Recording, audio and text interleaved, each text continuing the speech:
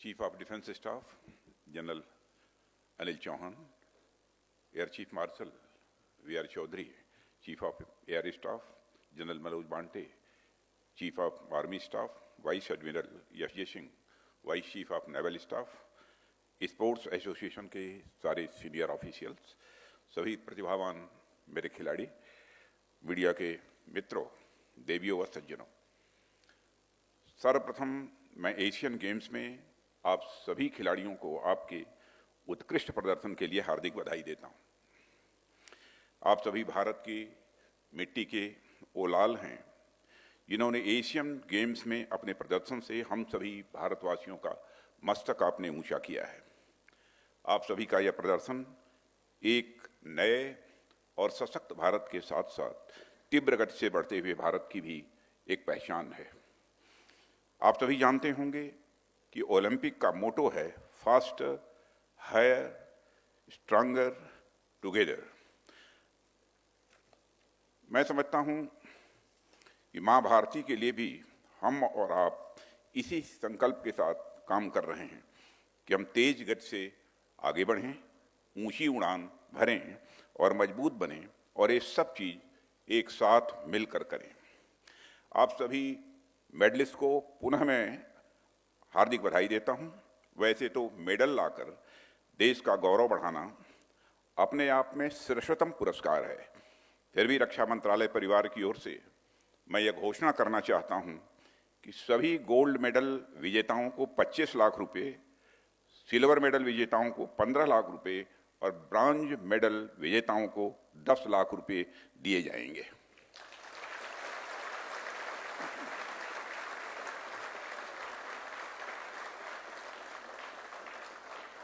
साथियों, आप लोग जानते होंगे कि दुनिया की कई स्टडीज ये बताती हैं कि किसी भी देश की जो स्पोर्ट्स की प्रोग्रेस है, जो उसके स्पोर्टिंग परफॉर्मेंस में रिफ्लेक्ट होती है, वह कमोबेश उस देश की इकोनॉमिक प्रॉस्पेरिटी के जस्ट प्रोपोर्शनल होती है।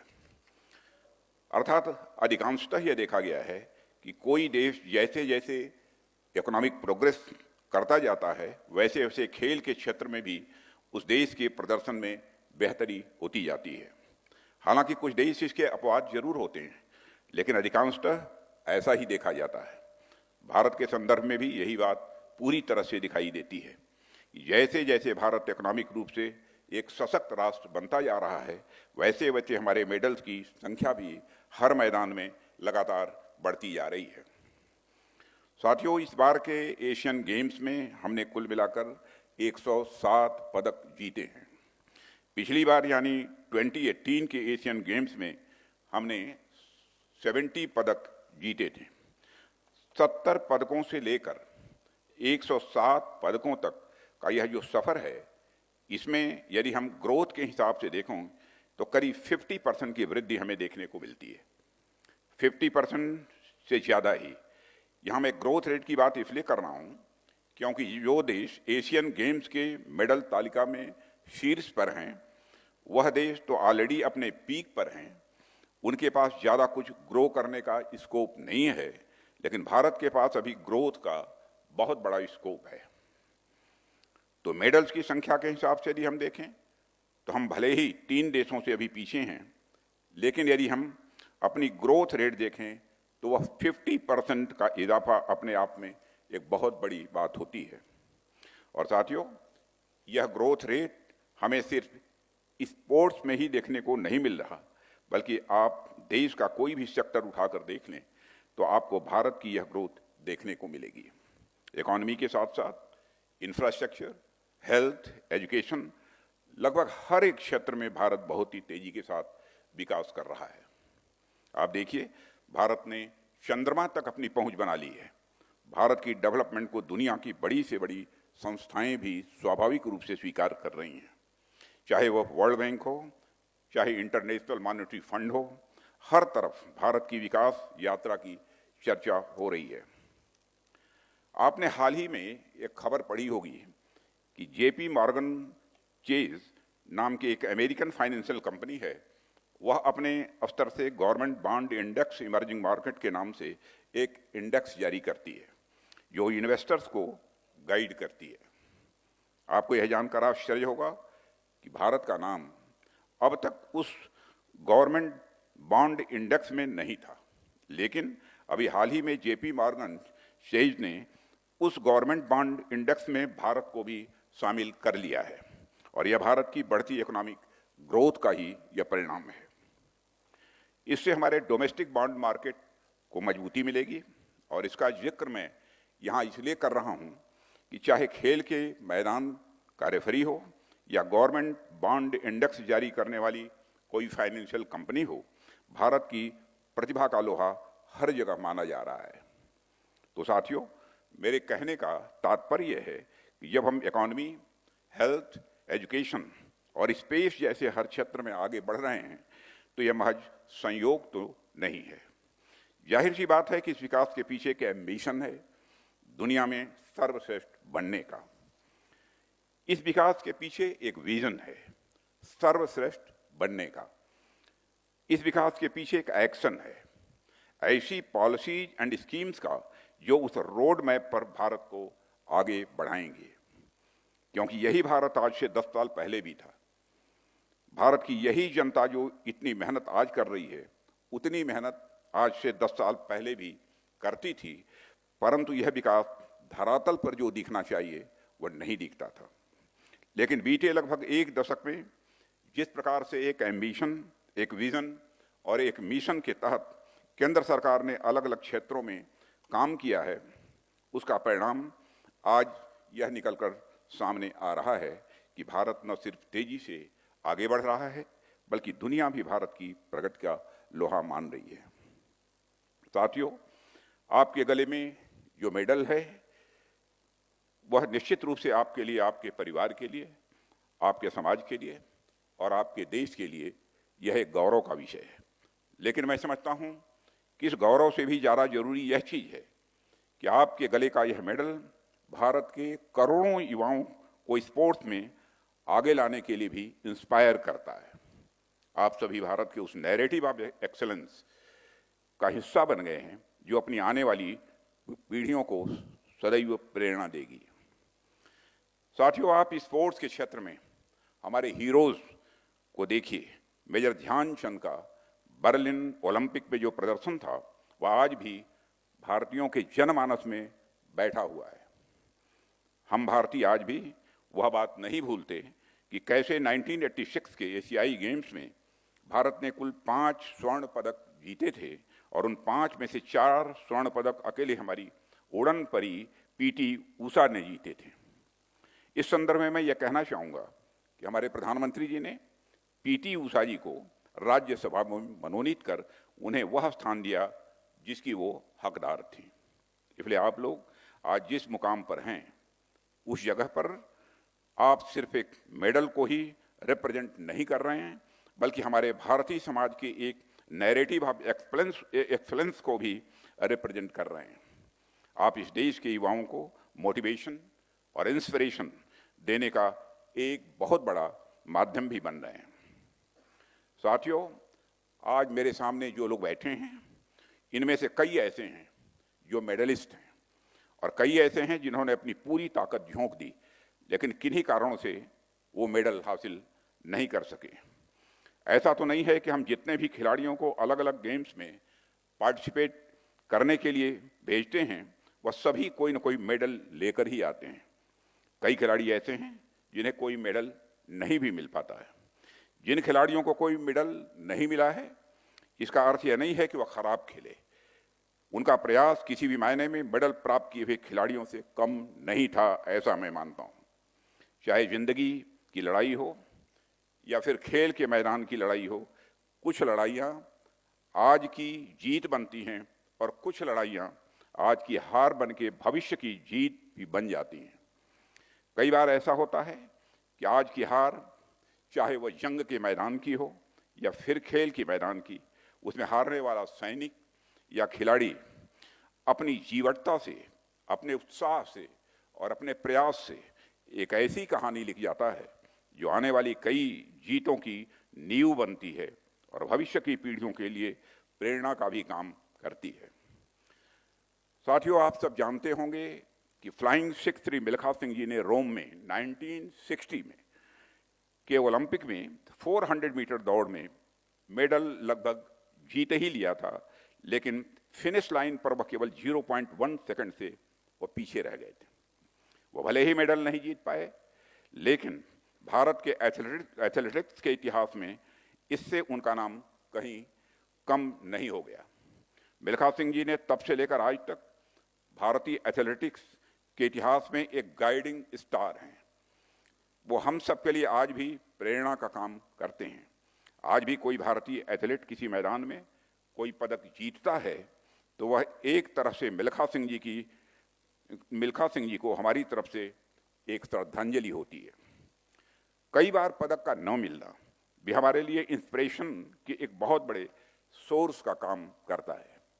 साथियों, हमेशा मैं देखता हूं कि स्पोर्ट्स के क्षेत्र में जितने भी रिजल्ट आते हैं उनमें हमारी सेना के लोगों का भी बहुत अच्छा प्रदर्शन रहता है।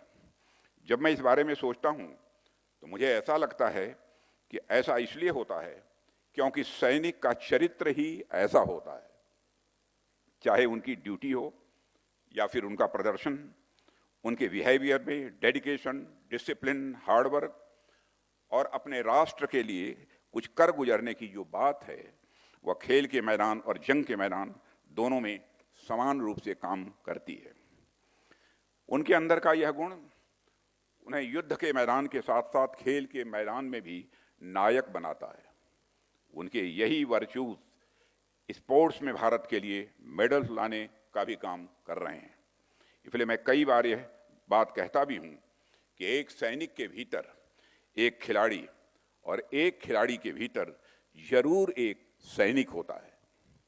साथियों, इस बार एशियन गेम्स के पहले ही मेडल्स को लेकर हमारा यह नारा था कि अब की बार 100 पार, और निश्चित रूप से हम 140 करोड़ भारतीयों के एस्पिरेशंस पर काम करते हुए हमारा यह स्वप्न साकार किया है। और आज भारत इस एशियन गेम्स में अपना अब तक का सर्वश्रेष्ठ प्रदर्शन करते हुए 107 मेडल लेकर आया है। मैं चाहता हूं कि जब हम अगले एशियन गेम्स में जाएं तो भी हमारा यह नारा बरकरार रहना चाहिए, हमारा यह प्रयास रहना चाहिए कि अब की बार 100 पार। अब आप यह सोच रहे होंगे जब हमने 100 का आंकड़ा पार कर ही लिया है तो हमें अगली बार के लिए 200 मेडल्स अथवा 300 मेडल्स का लक्ष्य रखना चाहिए था, तो फिर 100 पार वाला नारा क्यों रिपीट किया जाए। तो साथियों, मैं अब की बार 100 पार की बात टोटल मेडल्स के लिए नहीं बल्कि 100 पार गोल्ड मेडल्स के लिए मैं कर रहा हूं। और इसलिए मैं चाहता हूं कि अगली बार न सिर्फ मेडल्स की संख्या बढ़े बल्कि गोल्ड मेडल्स की संख्या 100 के पार पहुंचे। साथियों, जब ब्रिटिश हुकूमत का दौर था तो अंग्रेजों ने यह साबित करने का प्रयास किया था कि अधिकांश भारतीय समुदाय मार्शल कौम के नहीं हैं, यानी कि उनके अंदर न तो युद्ध लड़ने की क्षमता है और न ही वे खेलों में या फिजिकल एक्टिविटीज में अच्छा प्रदर्शन कर सकते हैं। शायद उनके कुत्सित प्रयासों से ही एक हीन भावना भी भारतीय समाज में बैठने लगी थी। आजादी के बाद इसी हीन भावना के चलते स्पोर्ट्स या फिजिकल एक्टिविटी पर उतना ध्यान सरकारों के द्वारा नहीं दिया गया जितना कि ध्यान दिया जाना चाहिए था। ओलंपिक दर ओलंपिक, एशियन गेम्स दर एशियन गेम्स, कॉमनवेल्थ गेम्स दर कॉमनवेल्थ गेम्स, भारत का लगातार खराब प्रदर्शन जारी रहा। और भारत का यह प्रदर्शन देखकर ऐसा लगता था कि अंग्रेजों ने सही ही कहा था। इसी संदर्भ में मुझे याद आता है कि पियरे डे कोबार्टिन, जिन्होंने आधुनिक ओलंपिक खेलों की शुरुआत की थी, ने एक बार कहा था कि participation is more important then winning, अर्थात जीतने से ज्यादा महत्वपूर्ण है खेलना और भागीदारी करना। और यह फ्रेज तो उन्होंने मोटिवेशन के लिए दिया था, लेकिन मुझे ऐसा लगता है कि पिछली सरकारों ने इसे कुछ ज्यादा ही सीरियसली ले लिया। भारत का यह प्रदर्शन सिर्फ पार्टिसिपेट करने के लिए ही रह गया था। जीत तो मिलती थी, लेकिन वह जीत भारत की अपेक्षाओं और आकांक्षाओं के अनुरूप नहीं होती थी। लेकिन अब धीरे धीरे यह धारणा अब टूट रही है। चाहे युद्ध का मैदान हो, चाहे वह खेल का मैदान हो या अन्य फिजिकल एक्टिविटीज हों, भारत अपने आत्मविश्वास को वापस पा रहा है। और इस बार के एशियन गेम्स के 107 पदक तो कुछ भी नहीं है, आगे तो अभी हमें और भी लंबा सफर तय करना है। प्रधानमंत्री मोदी जी के नेतृत्व में सरकार भी भारत में स्पोर्ट्स कल्चर को डेवलप करने के लिए युद्ध स्तर पर प्रयास कर रही है। और हमने एक तरफ जहां फिट इंडिया और खेलो इंडिया के माध्यम से देश के युवाओं में खेलों के प्रति जागरूकता बढ़ाने का काम किया है, तो वहीं दूसरी तरफ टारगेट ओलंपिक पोडियम स्कीम यानी टॉप्स के माध्यम से हम ओलंपिक में भी भारत के मेडल्स की संख्या को बड़े स्तर पर बढ़ाने के लिए पूरी तरह से प्रयासरत हैं। आज हमारा देश 2036 के ओलंपिक गेम्स की मेजबानी के लिए अपने कदम आगे बढ़ा रहा है और मुझे पूरा विश्वास है कि भारत सरकार के सहयोग से हमारे एथलीट्स अपनी मेहनत, लगन और जज्बे के दम पर भारत को मेडल टैली में शीर्ष पर ले जाएंगे, ऐसा मेरा पक्का विश्वास है। साथियों, मेरे सामने कई पदक विजेता यहाँ पर बैठे हुए हैं। यह निश्चित ही हमारे लिए एक प्रसन्नता का विषय है और इन मेडल्स ने आपका मान बढ़ाया है। आपके परिवार में, आपके स्कूल, आपके कॉलेज, गली मोहल्ले में अब आप सब कुछ खास निगाह से देखे जाएंगे। आप कितने लोगों के लिए रोल मॉडल बनेंगे। पर इसके साथ ही इन मेडल्स को, इन जीतों को मैं एक और नजरिए से देखता हूं। आप जिन लोगों ने पदक जीते हैं, मैं समझता हूं उनके ऊपर थोड़ी जिम्मेदारी भी बढ़ जाती है, क्योंकि जब आप पदक जीतकर भारत आए हैं तो अब समाज आपको उस दृष्टि से नहीं देखेगा जैसा वह पहले देखता था।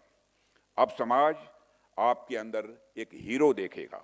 अब समाज आपके अंदर एक रोल मॉडल देखेगा, एक इंस्पिरेशन देखेगा। अब जब समाज आपको एक इंस्पिरेशन और एक रोल मॉडल के रूप में आपके ऊपर विश्वास कर रहा है, तो आपकी भी यह जिम्मेदारी है कि आप उस विश्वास को बनाए रखें, किसी भी सूरत में उनके विश्वास को टूटने न दें। आपकी जो जिम्मेदारी है उसे स्वीकार करें तथा अपने आचरण को इस प्रकार बनाएं कि आने वाली पीढ़ियां लंबे समय तक आपसे प्रेरणा ले सकें। युवाओं को आपसे यह प्रेरणा सिर्फ स्पोर्ट्स के क्षेत्र में ही नहीं बल्कि आम जीवन में भी मिलनी चाहिए। अर्थात भारत का युवा केवल यह न कहे कि उन्हें आपके जैसा खिलाड़ी बनना है, बल्कि यह कहे कि उन्हें आपके जैसा इंसान बनना है। आप सभी ऐसे ही खेलते रहें, ऐसे ही अपने परिवार और अपने समाज और राष्ट्र का नाम रोशन करते रहें। इन्हीं शुभकामनाओं के साथ पुनः एक बार आप सभी को हार्दिक बधाई देते हुए अपना निवेदन समाप्त करता हूं। आप सबको बहुत बहुत धन्यवाद।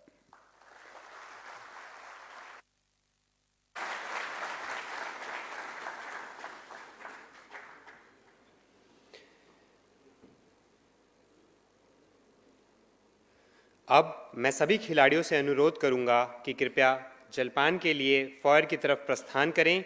शीघ्र ही हमारे मुख्य अतिथि और विशिष्ट अधिकारी आपके साथ जुड़ेंगे।